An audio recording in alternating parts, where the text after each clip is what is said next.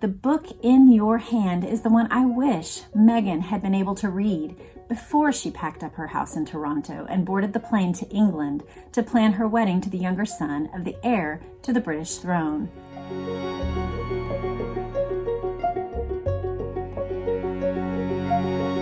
Hello, welcome to my channel. I'm Jessica Nell. And if you are new here, then I want to welcome you. And I'd also like to earn your subscription by the end of this video. We are starting a new book today, and I'm so excited about it with you guys. We have done a few different books on this channel at this point. Most of them have related to the Kennedy family, and those have been great. We are still finishing up one called Chappaquiddick that walks all the way through that 1969 incident, but we are starting Palace Papers. This is a book by Tina Brown, and she is a journalist who had sort of an insider connection with Princess Diana, and she had written books and articles and gotten on the scene with that connection. She had also, after Diana's death, she has written some books about Diana, and some people take them as authoritative, other people take them as apologist, but she had that close connection, and so not every journalist has that, and so we'll take that into consideration as we read. But this book, I wrote down the dates for us. It's basically from the time period right after Princess Diana's death all the way up until what they called Megxit, the time when Harry and Meghan made their exit from the royal family. Specifically, Princess Diana died August 31st, 1997.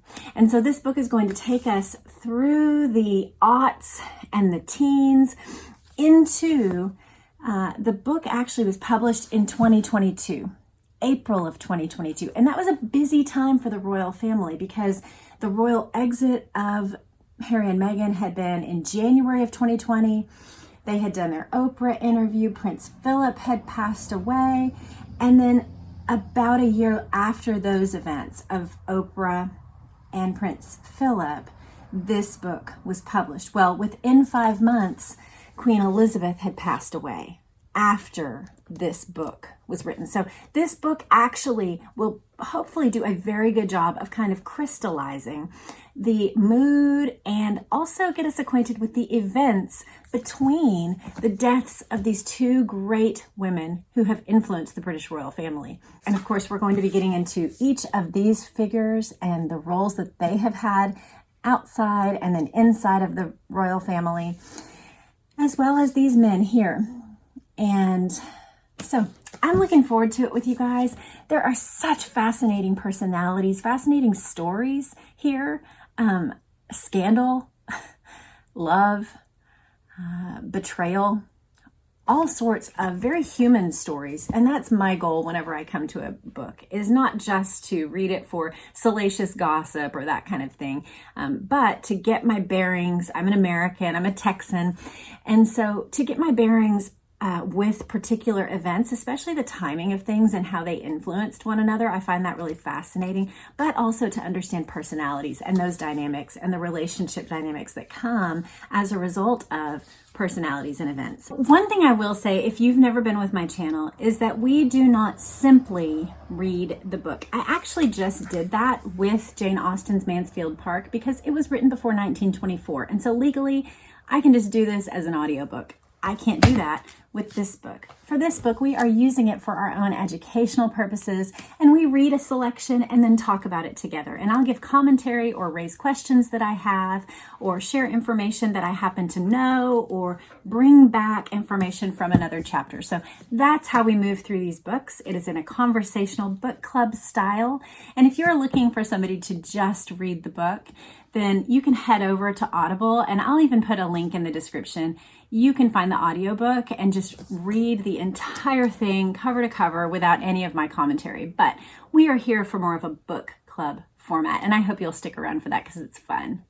I will read you the prologue. Buckle up. It is called Kryptonite. The Oprah Winfrey interview with Prince Harry and Meghan, Duke and Duchess of Sussex, in March 2021 was one of the most ballyhooed in television history. It was recorded 1 year after their bolt for the royal exit in the palmy gardens of an undisclosed mansion in Montecito, their California Elba, perched high above the Pacific coast. Oprah's outsized glasses magnified her wonder at the couple's nuclear revelations about the House of Windsor. I wonder if you guys remember your first reaction to that Oprah interview. I remember watching it and thinking, what in the world is happening? Because to me, this was the first time that I had seen, I was actually, literally, I had just moved into my dorm the day that Princess Diana died. I was newly away to college. So the Martin Bashir interview that we're going to get into was not something that I watched in real time with bated breath. And I know many of you did. So I'm going to be wanting your reactions to the various events that we talk about. But this one I remember clearly, and it was shocking. And I love what she said about Oprah's outsized glasses. I remember feeling that, like, when did she change her glasses? Were you silent or were you silenced? The TV oracle demanded in her most commanding tone over the ominous soundtrack in the teaser to the 2-hour special. The camera panned to Meghan's narrowed eyes, then cut off before we could learn her response. 49 million people globally tuned in to find out. The Duchess wore smoky tragedy eye makeup, first deployed by Diana, Princess of Wales, in her notorious interview with Martin Bashir. And her hair was in a low bun for confessional gravitas. There was much parsing amongst Meghan fans of the White Lotus detail, which they would say, and she references it here in a parenthetical comment, that the lotus is alongside resurrection, the idea of resurrection from a terrible place. On her long black Giorgio Armani dress, belted high over her baby bump. I will say that I did not see those comparisons of Lotus. What I saw was the side-by-side comparisons of Meghan with a royal woman that we're going to be talking about from time to time whenever Meghan comes up, that people hold her up against, which is Wallis Simpson, a much earlier historical figure who was the woman, I believe thrice divorced American who stole the heart of Edward, the former King of England, brother of Queen Elizabeth's dad. Of course, he abdicated, and that is why her father became king, and that's why she is queen. But he did it all over the woman Wallis. And so I remember seeing, I do not remember this resurrection motif being talked about. Maybe I don't move in the right circles. I don't know. I didn't see that, but I do distinctly remember people putting side-by-side images up of Meghan's dress with a very similar dress of Wallis Simpson. The other thing I remember is that people talked about it looked like a big bird poop splash right here on one shoulder. And I don't want to be petty, but it does make me giggle a little bit when very, very, very wealthy people with very, very, very, very wealthy clothes do things that seem to be faux pas or that they don't even realize don't look good. But there it is on this, interview watched by millions. Royal codebreakers noted that on Meghan's left wrist was her late mother-in-law's Cartier diamond tennis bracelet, signifying that the mantle of wronged royal woman was now hers. Harry, for his part, was lambasted on Twitter for the sartorial fail of his disconsolately saggy socks and undistinguished J. Crew's suit. Okay, I do remember this too, and I wonder if you do, that he did look a little sloppy.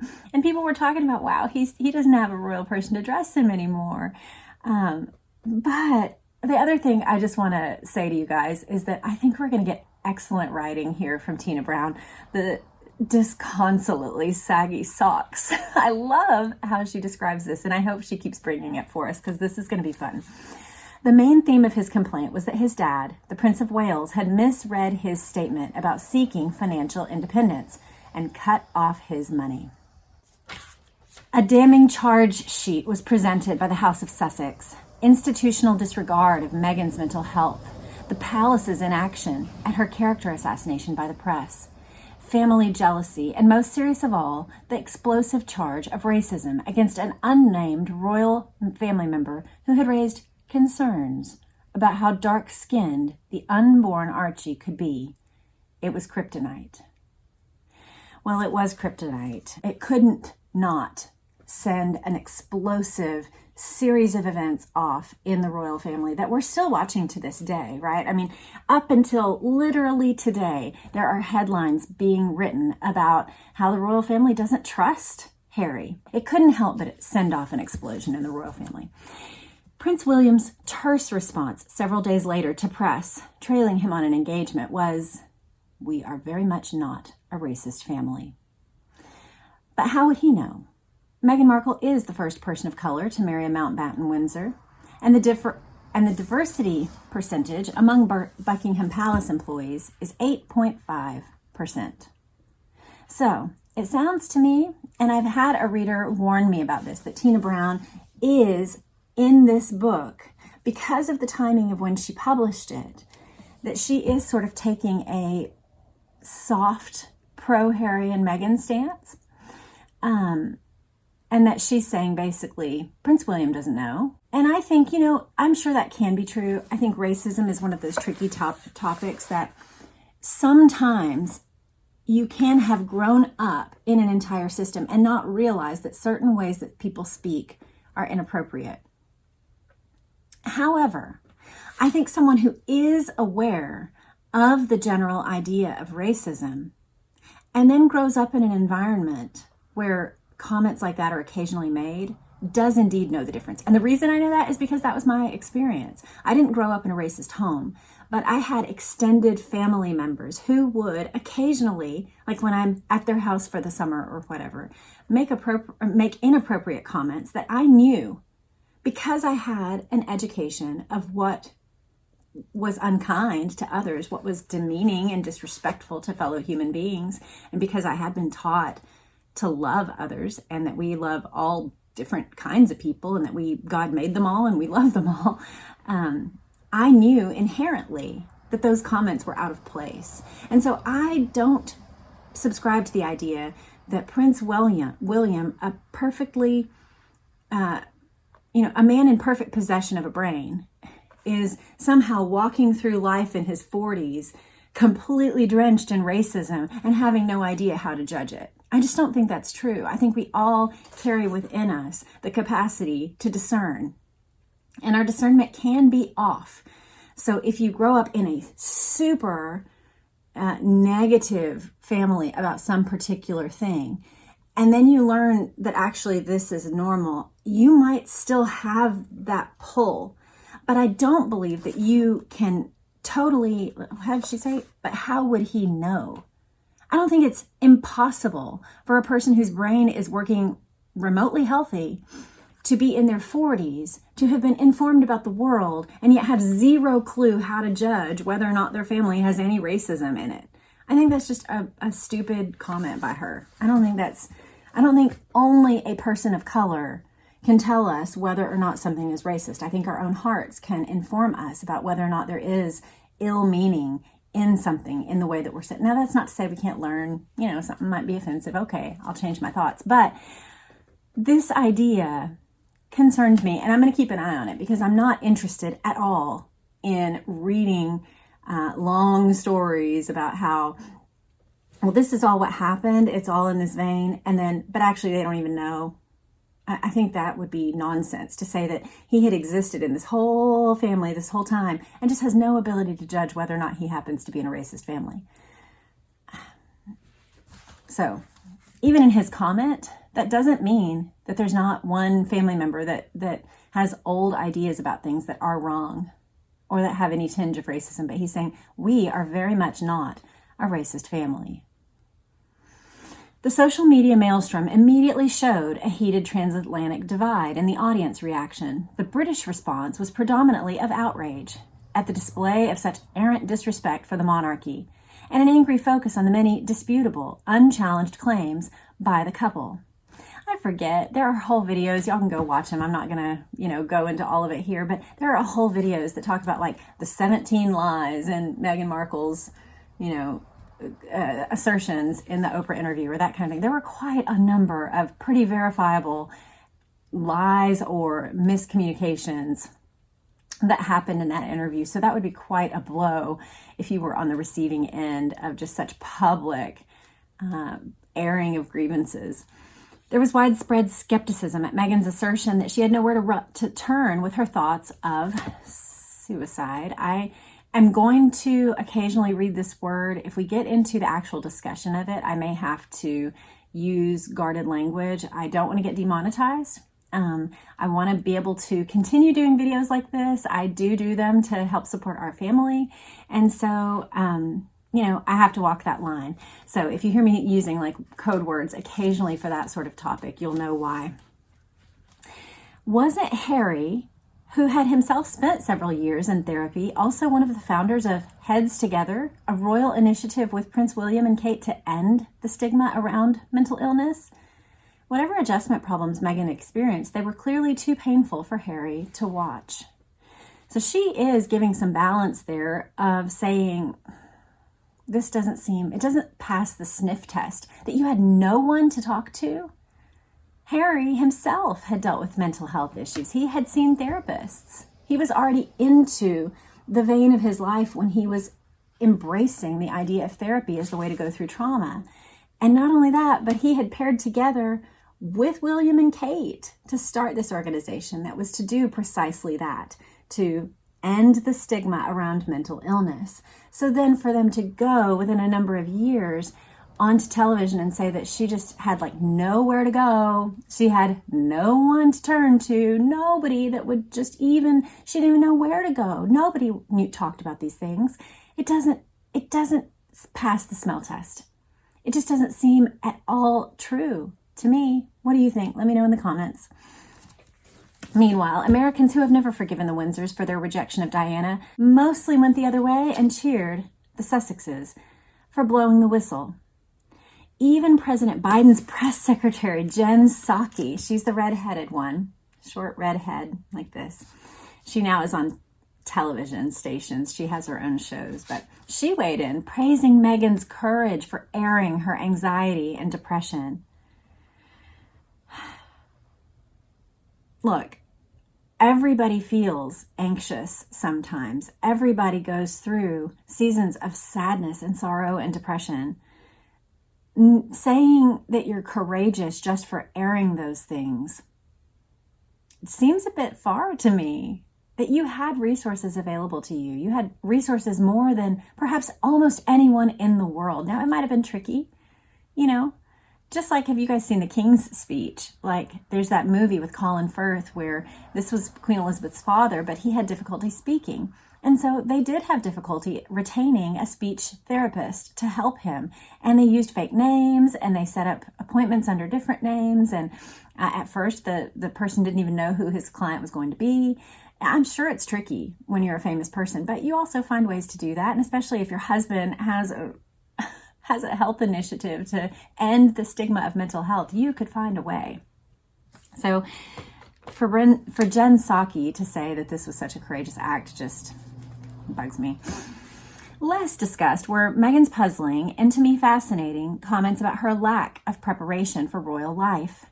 I didn't fully understand what the job was, she told Oprah. What does it mean to be a working royal? What do you do? As Americans especially, what you do know about the royals is what you read in fairy tales. I grew up in LA. You see celebrities all the time. This is not the same, but it's very easy as an American to go, these are famous people. But this is a completely different ballgame. Yes, Tina Brown tells us. The notion that the countryside rooted, duty obsessed, tradition bound, senior members of the British royal family bear any resemblance at all to Hollywood celebrities is head-explodingly off track. Celebrities flare and burn out. The monarchy plays the long game.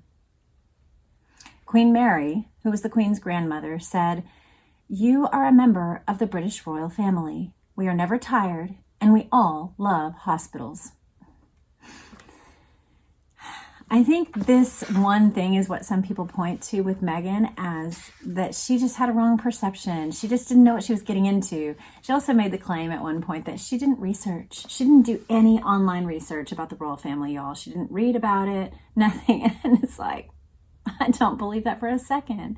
She and I are basically the same age. I think she might be, I don't know, within a year or two of me. Of course she knew all about the royal family. She was an online person. She had a blog. She had even written on her blog about William and Kate's wedding. Covered fashion, covered different things. She had enough knowledge to know some things about the royals. And if she didn't, then it was a hopelessly naive perspective. Of course, especially post-Diana. We all knew that it wasn't just like fall in love, get married, it's all good. We all had that history behind us of Charles had had duties, Diana had had duties. Even after their separation, there was tension. Like whether or not you followed it closely, you understood those basic themes. So for her to act like, I didn't know anything, I just thought it was all celebrities, it just, again, it doesn't pass the smell test. And even Tina Brown, who I've heard is somewhat of that, she gives more of a fair shake to Harry and Meghan than perhaps she should. I don't see her doing that here. She says, yes. Celebrities flare and burn out. The monarchy plays the long game. Even as she became a bigger and bigger star on the global stage, she would have to simultaneously shrink into the voiceless requirements of service to the crown. Meghan's curious failure to prepare for a vocation that was the royal equivalent of taking the veil was a surprise to many of her former colleagues on the USA Network show, Suits. According to a colleague on the show, Meghan as an actress had always been known for, quote, doing her homework, exhaustively grilling anyone who could help her for notes. It's baffling she did not do the same for the most important role of her life. Yeah, it is baffling. I think, Tina Brown's making the case here that we got to hold that claim in pretty high suspicion. She references that Hasnat Khan, who was the heart surgeon that Diana called Mr. Wonderful. She dated him after her separation from Charles, and he didn't want to marry her because he knew he couldn't bear the weight of being on the front page every day in the tabloids. A former member of the royal household told me, I suppose my sense from the beginning was that you had in Meghan someone who had no context through which to comprehend the institution. And in the palace, you had an institution that had no context for understanding Meghan. So you had this huge problem of two worlds colliding that had no previous experience of each other. That does sound like a collision course indeed. Although I will say, and I think we get into it at some point, that the monarchy had a little more comprehension of the sort of person that Meghan would be. We've heard tale that Prince Philip, Queen Elizabeth's husband, took to talking about Meghan as W.S., meaning Wallace Simpson, I believe. Or is that what it was, DW? You guys let me know in the comments. Sometimes those little details, like they're there, and I know he called her by an identifying set of abbreviations, but I can't remember if it was W.S. or D.W. Might have been D.W. for Duchess of Windsor. But he saw in her, of course, not just the American, not just the divorced past, not just that she was a beautiful, former actress, but he saw the kind of complete hold that she had on Harry. And he warned Harry about actresses in general. So, and not only that, but of course, we're going to get into this throughout this whole book, that they had the context of Diana. So, yeah, it is a collision course, but I don't necessarily fully agree with this perspective. It's interesting that it comes from the royal household. And maybe that's why. Maybe this is the kind of apologist view for the palace. But it says in the palace, you had an institution that had no context for understanding Meghan. And I don't believe that's true. They had the context of former actresses, former Americans, former divorcees, and then former drama seeking royals within the royal family. They knew what that was. They had been through the Duchess of Windsor. They had been through Sarah Ferguson. They had been through Diana. So they did have some context. And I don't buy that they had no means of being aware of what was about to happen. The British monarchy is a more than 1,000-year-old institution with a 96-year-old CEO and a septuagenarian waiting in the wings. Yeah. I mean, the Prince of Wales, he waited and waited and waited. I'm meaning Prince Charles, of course, not the current Prince of Wales. He waited for all of his life to get to the job that he has now. And then you get it on one of the worst days of your life. What a difficult thing it is to be the monarch. So going back to discussing the British monarchy, it cannot be expected to be nimble. It builds its social capital with steady, incremental acts of unexciting duty. Every so often the glacier moves, usually after a resounding shock to the system. The abdication of Edward VIII to marry the divorced American Wallis Simpson, the death of Diana, and the ensuing public hysteria, when it reassessed and quietly became more accessible, and the crisis of Megxit, when the Duke and Duchess of Sussex made a choice between the Commonwealth and Netflix and followed the money.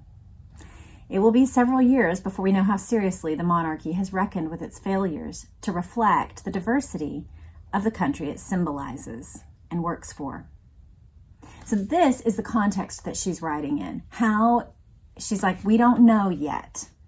At this moment, this is what's happened. So she's brought us up to the moment when her book is about to go off to the publishers and she can't change it anymore. And she's letting us know, like, this is going to have long-reaching ramifications, and my book's not going to get to those. It's going to bring changes. She notes that the monarchy has changed, which is an important context as well. The backstory of what propelled the British monarchy from the era when Princess Margaret could not marry the man she loved in 1955 because he was divorced, to 26 years later when Prince Charles was made to marry a 20-year-old virgin with a suitable pedigree, to the momentous milestone of 2018 when a divorced biracial American received the Queen's blessing to marry her grandson. All are potent reminders that the monarchy's prime goal is to survive. I mean, it's interesting. She points to survival, and I'm sure there is survival, but I also think it is wrong to assert that Queen Elizabeth had been unyielding. At the time when she refused Princess Margaret's marriage, which we're going to get a little bit into that by way of context here in a few chapters, but, you know, that was the way it was all seen at that time was, no, you can't marry him. He's divorced. You're a princess. You have to leave the family if you do that. To Prince Charles being forced, they were, you know, beating the bushes trying to find a young lady that met the requirements. She had to be suitable pedigree, meaning she had to have some sort of blue blood background. Those of you who are British, if you know those particular requirements, was it above a certain side of nobility? Like, is there a line that the Prince of Wales was looking, hey, she has to be above this in order to be noble enough to be considered? Or was it just any British noble who had a family member? But we do know she had to be a virgin and that was checked. So that was the 80s. I mean, that's not that crazy long ago. So by 2018, for the Queen to bless Harry's marriage to an American divorcee really was a big deal. We're back to this. I didn't do any research, Meghan admitted to Oprah in the interview. Well, I did. This is Tina Brown talking, and we're about to get her goal for the book and her thesis for the book. She says, over 2 years in person and over Zoom, as the COVID-19 pandemic descended, I talked to more than 120 people, many of whom have been intimately involved with the senior royals and their households during the turbulent years since Diana died. My focus for this book is the ensuing 25 years up until today.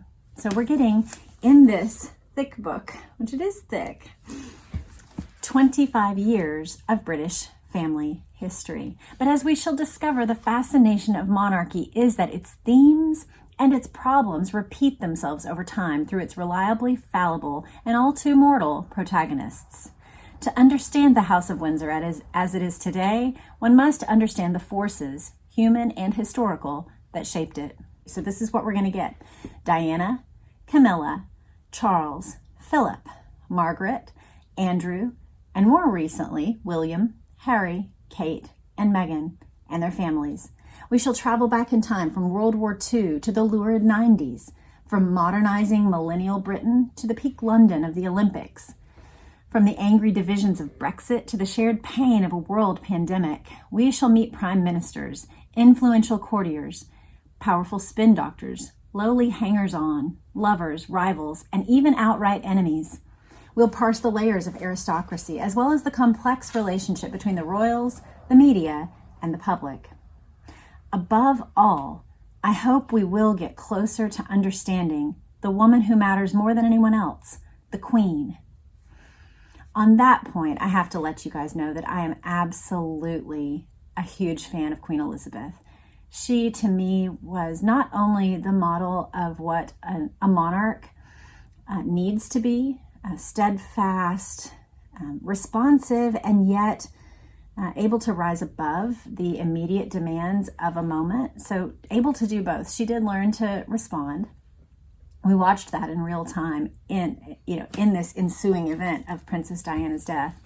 But also her ability to have enduring principles. And as a Christian, I admire her faith. She just, to me, so admirable and interesting and, just like an absolute pillar, like a rock.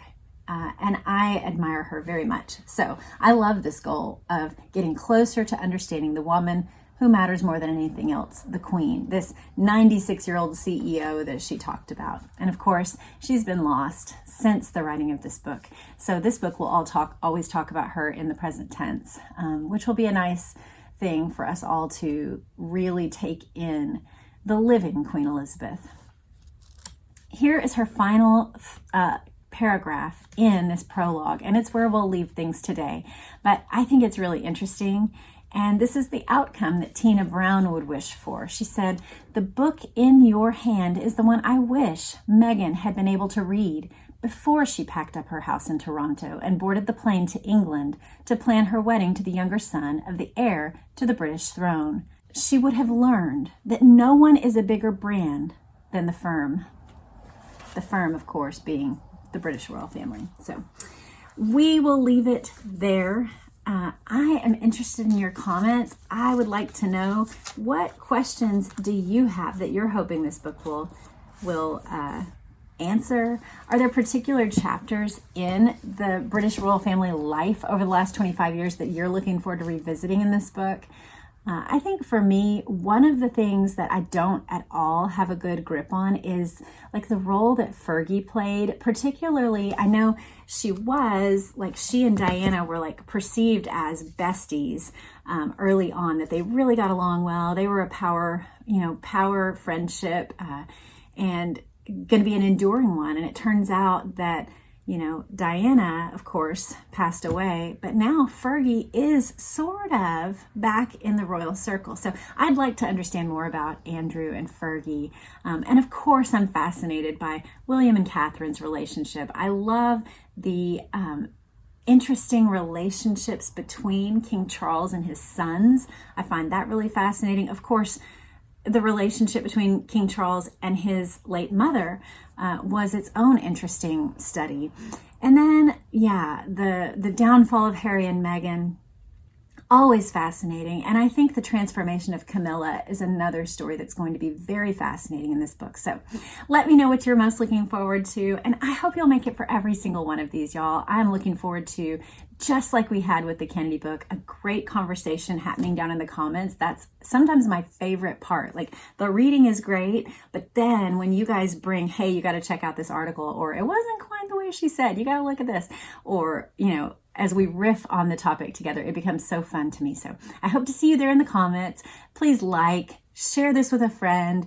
And please, if you have made it all this way and you're not yet subscribed, please hit that subscribe button so that we can do this more often, because we've got a big, thick book to go through together. And I hope you'll join me for all of it. Take care and have a great day. Bye.